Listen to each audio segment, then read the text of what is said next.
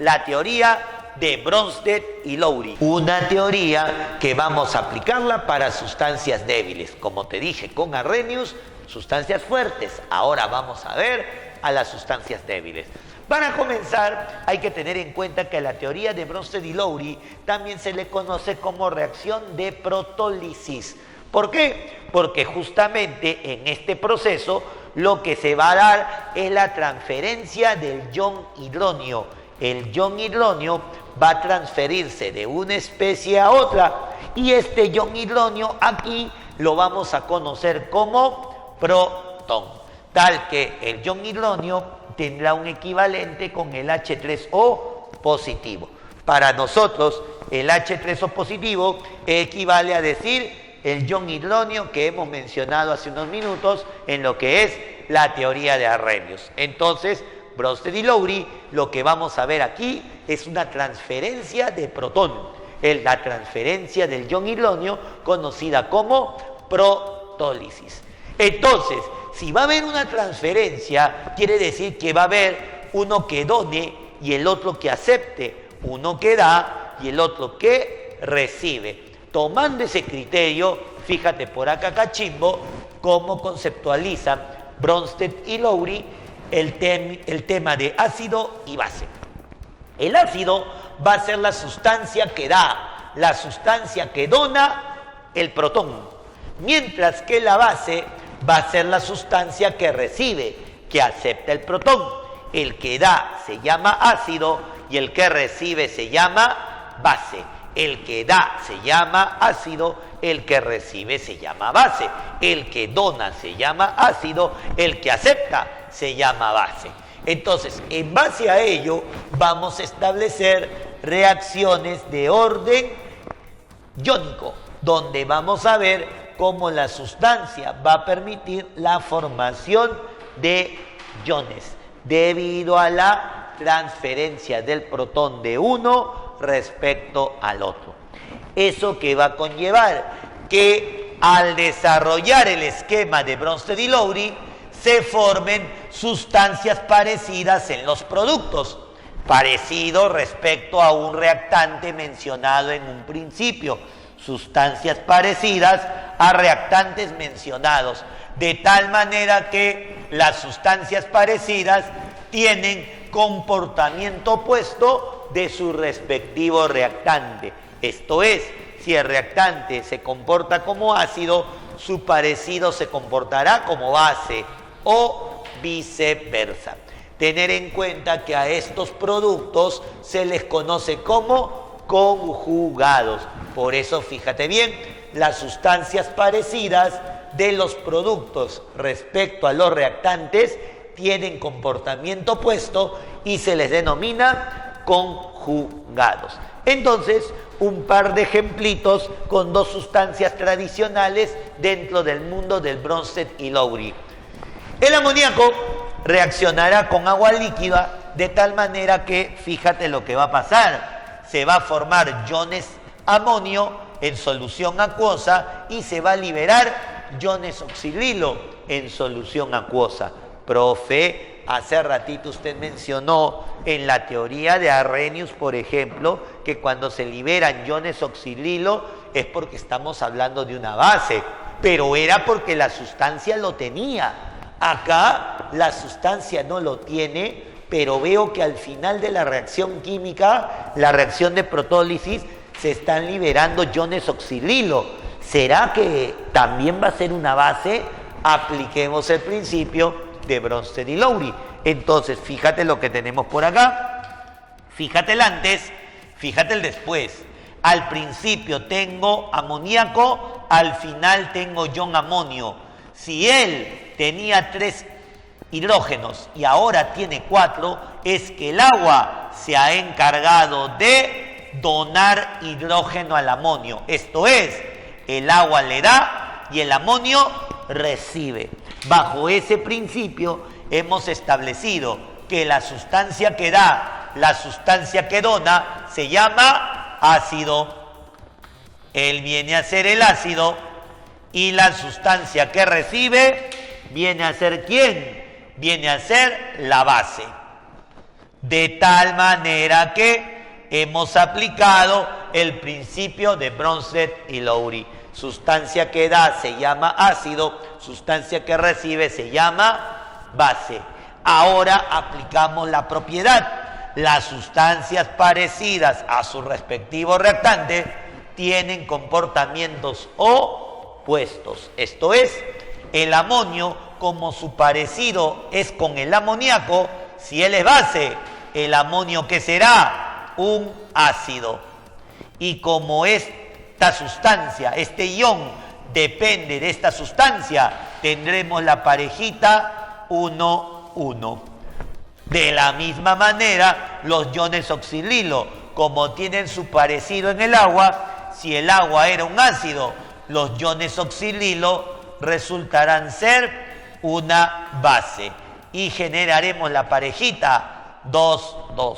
De tal manera que estos productos reciben el nombre de conjugados. Él es el ácido conjugado respecto a esta base y él es la base conjugada respecto a este ácido. Y como estábamos deduciendo, el amoníaco resulta ser una base.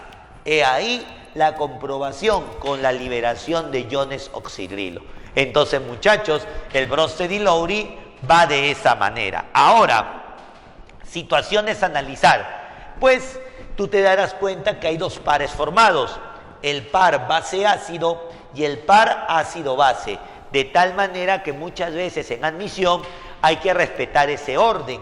Si a mí me piden el par base-ácido, debo respetar ese orden. Primero la base y luego el ácido, de tal manera que en este caso cumpliría el par 1, porque lleva primero la base y luego al ácido. Esto es, serían el amoníaco acuoso con los iones amonio acuoso. Ese sería el par conjugado base-ácido.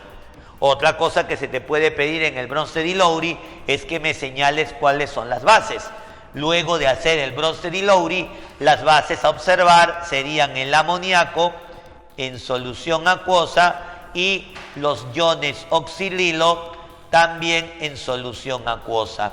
Y por último te pueden preguntar cuál es el comportamiento del agua, y yo puedo observar aquí que el agua tiene un carácter ácido por ser la sustancia que da los iones hidróneo. Entonces, cachimbo, de esta parte, de esta reacción, yo puedo establecer quiénes son los que dan, quiénes son los que reciben, quiénes son ácidos y quiénes son bases. Una reacción más que te parece con el ácido acético, donde el ácido acético en solución acuosa reacciona con el agua líquida para generar lo siguiente. Vamos a generar iones acetato y los iones hidróneo. Profe, maestro, misma idea. Por acá yo veo hidróneo. Usted me ha dicho, profe, que el hidróneo, el protón es el H3O positivo. Por lo tanto, ¿será que esta sustancia es de carácter ácido? Vamos a ver si eso es verdad. Profe, mire el antes, mire el después. Mire el antes, mire el después. Al principio había H, al final ya no lo hay. ¿Cuál es la explicación? De que él se lo dio al agua, de tal manera que el agua al recibir aumenta. Entonces, profe, con eso que concluyo, ¿cómo se llama la sustancia que da? Se llama ácido. ¿Cómo se llama la sustancia que recibe? Se llama base.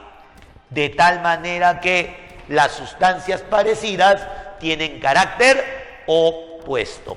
Si él es base en este sector, su parecido, que es el ion hidróneo, será ácido. Y formé la parejita 1,1.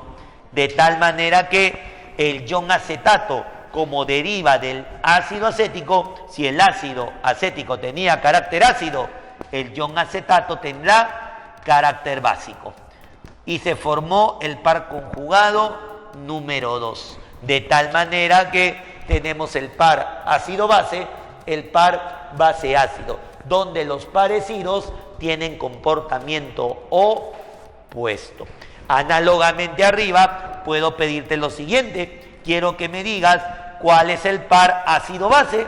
Si tú verificas el esquema, el par ácido-base sería el par 2, donde tenemos al ácido acético, ¿de acuerdo?, en solución acuosa con el ion acetato. Con el ion acetato. Luego te puedo preguntar cuáles son los ácidos, cachimbo. Y si tú verificas en el esquema de Bronsted y Lowry, el ácido vendría a ser el ácido acético y también vendrían a ser los iones hidronio. Son los que tienen carácter ácido. Y si te pregunto cuál es el comportamiento que tiene el agua, en esta expresión, profe, el agua tiene carácter básico. El agua se comporta como una base. Entonces, de esa manera, muchachos, vemos la transferencia del protón. Hemos transferido un ion hidronio, un protón del ácido a la base. El ácido es el que da, la base es la que recibe. Ahora, si tú verificas ambos esquemas, te invito a que compares la presencia del agua. En la primera reacción, el agua se comportó como ácido, mientras que en la segunda reacción, el agua se comportó como base. Eso nos hace ver de que el agua puede tomar un doble comportamiento. Ese doble comportamiento de ser ácido en una o base en la otra es debido a que puede dar en una o recibir en la otra el ion hidronio, el protón. Es por eso que ahí surgen dos conceptos, el de anfótero y anfiprótico. El anfótero va a ser aquella especie que tenga doble comportamiento, que en este caso el agua sí lo tiene. Puede ser ácido o puede ser base. Pero ¿cuál ha sido la razón de que sea ácido-base? Su anfiprotismo. Esto es, el ser anfiprótico significa que es una sustancia que puede donar y aceptar iones hidronio. Y esa cualidad la tiene el agua. En la primera reacción donó, en la segunda reacción aceptó. De tal manera que, muchachos, anfótero y anfiprótico son dos cualidades presentes en una sustancia que forma parte del Bronsted y Lowry, siempre y cuando comparemos a esta sustancia en reacciones paralelas y podamos ver dicho comportamiento. Entonces, muchachos, sustancia de doble comportamiento, el anfótero, y sustancia que puede donar o aceptar protón, se denomina anfiprótico. ¿Ok? Entonces, visto ello, cachimbo, que es lo que te comenté, que en este tipo de reacciones lo que vamos a establecer es el comportamiento de ácidos y bases débiles. En Arrhenius vimos a los fuertes. Acá en Bronsted y Lowry vamos a trabajar con especies débiles. Un ejemplo, él es ácido. ¿Te acuerdas si él era parte de los 9 ácidos que te indiqué? ¿No, sí o no? Entonces, como no es ninguno de los 9 ácidos que te indiqué, debe ser un ácido débil. Y por esa razón se somete a Bronsted y Lowry. Hemos dicho que él es una base, pero según Arrhenius yo te dije que las bases eran del grupo 1 y 2A. Él, profe, y encima no tiene OH en su estructura. Entonces, profe, se desarrolla por Bronsted y Lowry. Si eso es así, esta teoría se cumple para ácidos y bases débiles. Como son débiles, la ionización va a ser mínima. Esto es, va a ser muchas veces casi despreciable. Eso no te olvides para cuando establezcamos la parte de cálculo. Profe, la ionización es mínima porque la sustancia es débil. La sustancia quiere generar iones, pero no tiene la fuerza necesaria para lograrlo. Entonces, como no tiene la fuerza necesaria para lograrlo, a la hora que se ioniza un poquito, le pide ayuda al producto. Oye, producto, vuélveme a impulsar. Y el producto reacciona para que el reactante vuelva a tomar impulso y ionizarse nuevamente. Pero no es lo suficiente. Se forma el producto y le pide al producto, vuelven a impulsar de tal manera que el reactante provoca iones en el producto y los iones del producto vuelven a generar reactantes. ¿Cómo denominamos a ello? Reacciones reversibles. Y donde hay reacciones reversibles, la sustancia debe buscar alcanzar un equilibrio químico.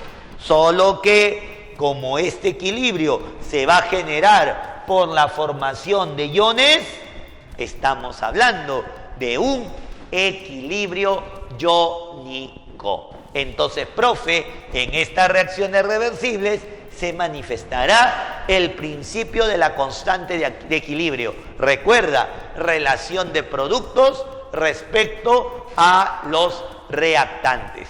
Solo que en el tema de equilibrio hablábamos de sustancias gaseosas, dejando de lado a sólidos y líquidos. Ahora, profe, no hablamos de gases, hablamos de iones, pero recuerda que la alta movilidad que tienen los iones, la entropía que estos presentan, podríamos hacerlo similar a la entropía causada por el estado gaseoso. De tal manera que, haciendo una similitud entre el equilibrio químico y el equilibrio iónico, tomaríamos en cuenta el comportamiento de los iones similar a la sustancia gaseosa. Es por eso que aquí, tomando como referencia las dos reacciones mencionadas, dejando de lado a los líquidos, consideraremos parte del equilibrio a las soluciones acuosas, a los iones en carácter acuoso, por la alta movilidad que van a generar dichos iones. Entonces, establezcamos la constante de equilibrio. Se te dijo, cachimbo, que era relación de productos respecto a los reactantes.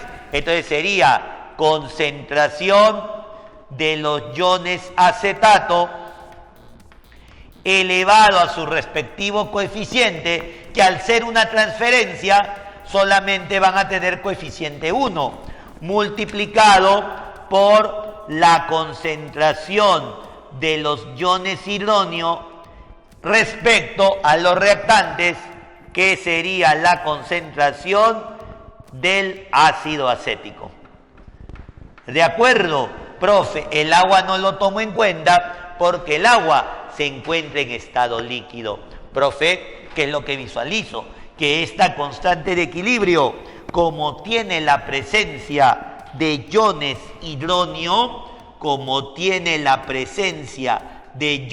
hidronio, va a generar que tome un nombre en particular y se le llame K sub A.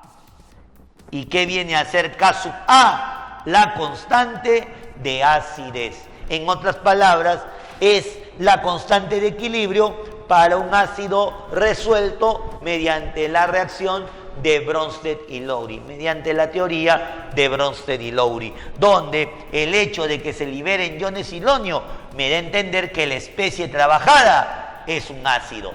Análogamente, no te olvides, liberación de iones hidronio, esta especie tuvo que ser un ácido y por lo tanto debe tener una constante de equilibrio llamada constante de acidez. Análogamente, hacemos lo mismo con esta especie. Producto respecto a reactantes, profe, constante de equilibrio sería concentración de los iones amonio elevado a su respectivo coeficiente, que va a ser 1, multiplicado por la concentración de los iones oxidrilo, todo dividido entre la concentración del amoníaco en solución acuosa. Y como te digo, lo mantenemos a él en solución acuosa, dejamos de lado los líquidos por el grado de movilidad que adquieren los iones en solución acuosa. ¿Qué es lo que observo, profe? Que esta reacción me ha liberado iones oxidrilo, mientras que acá los iones hidronio permitían la expresión de una constante de acidez, los iones oxidrilos que expresarán la formación de una constante de basicidad, K sub B, que no es otra cosa que el equilibrio, pero para una base. En el otro el equilibrio para un ácido. De tal manera que si manejamos el criterio de equilibrio químico, es lo mismo, pero aplicado a iones. Y estos iones se han generado de sustancias débiles. Por lo tanto, a diferencia de Arrhenius, donde las concentraciones eran proporcionales a los coeficientes, acá vamos a llegar a un equilibrio iónico, un equilibrio donde más bien los cambios son proporcionales a los coeficientes. Y esto será posible luego de establecer el principio de Bronsted y Lowry, donde el ácido es la sustancia que da y la base es la sustancia que recibe iones hidronio. Entonces, visto ello, muchachos, tomaremos por ahí un ejemplito para calcular el ion hidronio y de ahí ver qué es lo que sucede con un personaje importante que para nosotros viene a ser el